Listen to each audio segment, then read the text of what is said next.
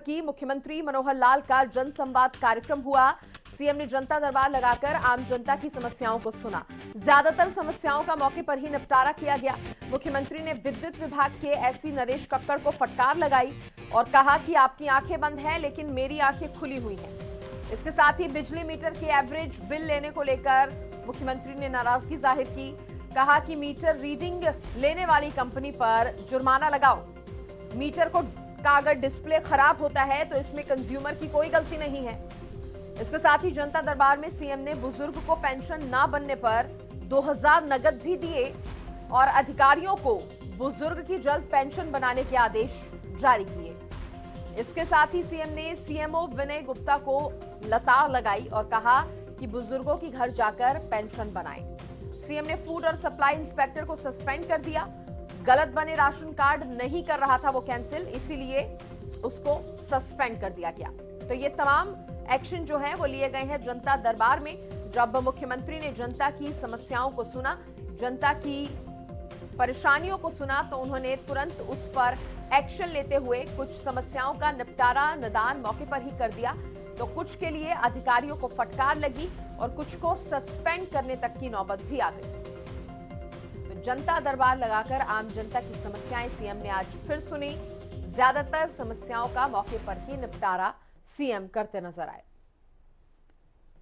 विद्युत विभाग के एससी नरेश कक्कड़ को इस दौरान फटकार उन्होंने लगाई और कह दिया कि आपकी आंखें बंद होंगी लेकिन मेरी आंखें पूरी तरह से खुली है।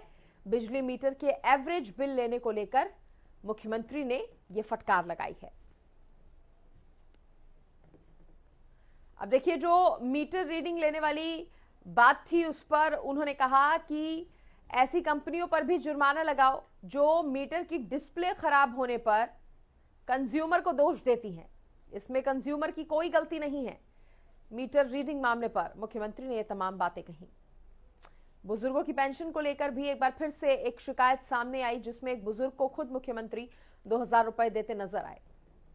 मेरे सहयोगी राजेंद्र इस खबर पर ज्यादा जानकारी देने के लिए जुड़ गए हैं। राजेंद्र, किन किन समस्याओं का मौके पर ही निपटारा मुख्यमंत्री करते नजर आए जनता दरबार में? कुल कितनी समस्याएं सामने आई आज?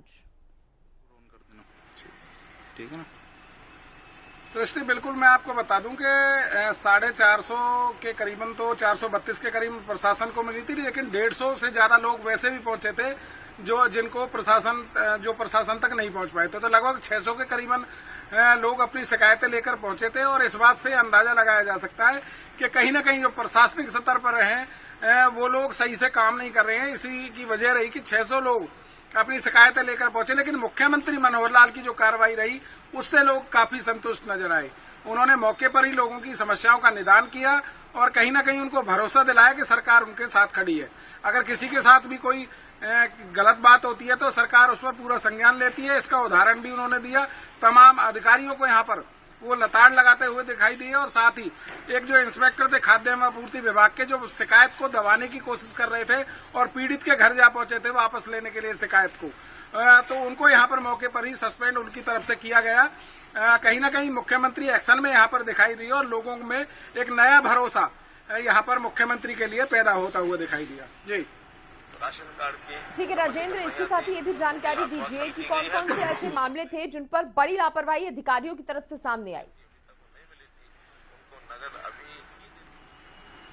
देखिए, सीधे तौर पर कहें तो एक दिव्यांग व्यक्ति था जो काफी दिनों से स्वास्थ्य विभाग के चक्कर लगा रहा था, लेकिन उसकी समस्या जो है उन्होंने नहीं सुनी और आज जब यहाँ जनता दरबार में उन्होंने अपनी समस्या रखी तो कहीं न कहीं मुख्यमंत्री ने कड़ा संज्ञान लिया और जो सीएमओ हैं फरीदाबाद के, उनको आदेश दिए कि उनके घर जाकर उनका काम करेंगे और साथ ही 2500 रुपए अपनी तरफ से उन्होंने मौके पर ही पीड़ित को दिए। और इसके अलावा एक अन्य व्यक्ति था जिसकी पेंशन में दिक्कत आ रही थी, उसको भी 2500 रुपए मौके पर ही उनकी तरफ से दिए गए और आश्वासन दिया गया कि जल्द ही उनकी पेंशन बन जाएगी और उनको कंटिन्यू पेंशन आने लगेगी। राजेंद्र, इससे पहले जब मुख्यमंत्री ने जनता दरबार लगाया था तब भी कुछ इस तरह की तस्वीरें सामने आई थी, जब एक बुजुर्ग महिला आई थी पेंशन नहीं मिलने की शिकायत लेकर, तो अपनी जेब से मुख्यमंत्री ने बुजुर्ग महिला को पैसे दिए थे और इस बार भी इस तरह की तस्वीरें सामने आई। एक बुजुर्ग के आने पर खुद मुख्यमंत्री ने अपनी जेब से पैसे निकालने से भी गुरेज नहीं किया और सीधा थमा दिए जो पेंशन थी 1 महीने की।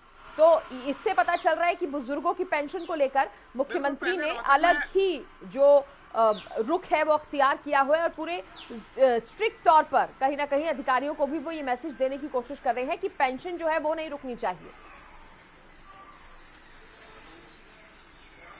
साफ तौर पर कहें तो जिस तरीके से पहले रोहतक में और अब फरीदाबाद में जनता दरबार के दौरान बुजुर्गों का जो सम्मान उनकी तरफ से किया गया है, तो साफ तौर पर एक मैसेज उनकी तरफ से दिया गया है कि बुजुर्गों को किसी भी कीमत पर परेशानी का सामना नहीं करना चाहिए और उनके लिए अधिकारियों को सख्त कदम उठाने चाहिए, तुरंत उनका कार्य करना चाहिए ताकि बुजुर्गों को किसी तरह की कोई परेशानी ना हो।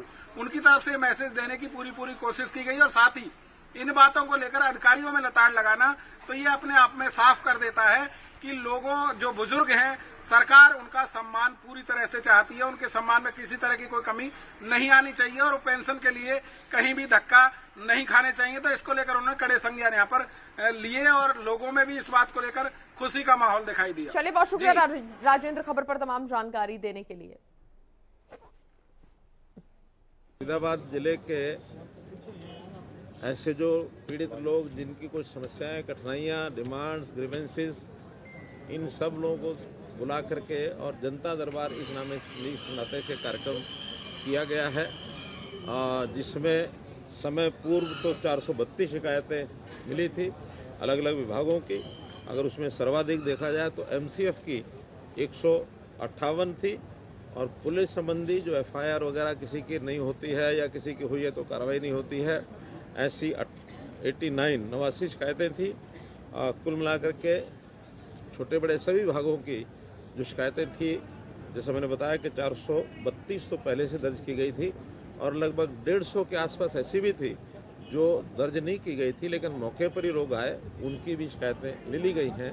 ऐसे लगभग 600 लोगों को आज जो है अटेंड किया है। अलग अलग विभागों के नाते से जो अधिकारी थे वो भी बैठे थे। हमारे यहाँ के जो मंत्री, केंद्रीय मंत्री श्री कृष्णपाल गुर्जर जी, हमारे मूलचंद शर्मा जी और यहाँ के जो विधायक, वो सब लोग भी थे अपने अपने तरीके से और सबों ने अपने अपने विभाग में जाकर के इन सारी समस्याओं को सुना भी है, हाथ भी हल की हैं। जो यहाँ स्थानीय तौर पर हल होने वाली हैं डिप्टी कमिश्नर लेवल पर, सीपी लेवल पर, वो सब यहाँ दे दी गई हैं। कमिश्नर एमसीएफ वाली वो भी यहाँ दे दी गई हैं। जो कुछ नीति संबंधी पॉलिसी मैटर्स जो कुछ ऐसे उसमें हल करने के लायक वो भी ध्यान में आए हैं, तो उसको हम चंडीगढ़ लेकर के जा रहे हैं। या डिपार्टमेंट में भी चंडीगढ़ में कुछ चीज़ें ऐसी हैं जिनकी समय पर हल नहीं हो रहे थे, वो सारी चीज़ें नोट कर ली गई हैं। चंडीगढ़ से मेरे साथ काम कर रहे हमारे जो additional principal secretary Amit Agarwal जो डीपीआर हैं वो भी यहाँ आए हुए हैं और डीके बेहरा जो डायरेक्टर यूएलबी उनको भी यहाँ बुलाया था। इस नाते से सारी टीम ने मिल करके सब लोग की शिकायतें सुनी हैं और आखिर में कोई भी ऐसा व्यक्ति नहीं है जिसकी सुनवाई नहीं हुई। ये सारा काम आज किया है।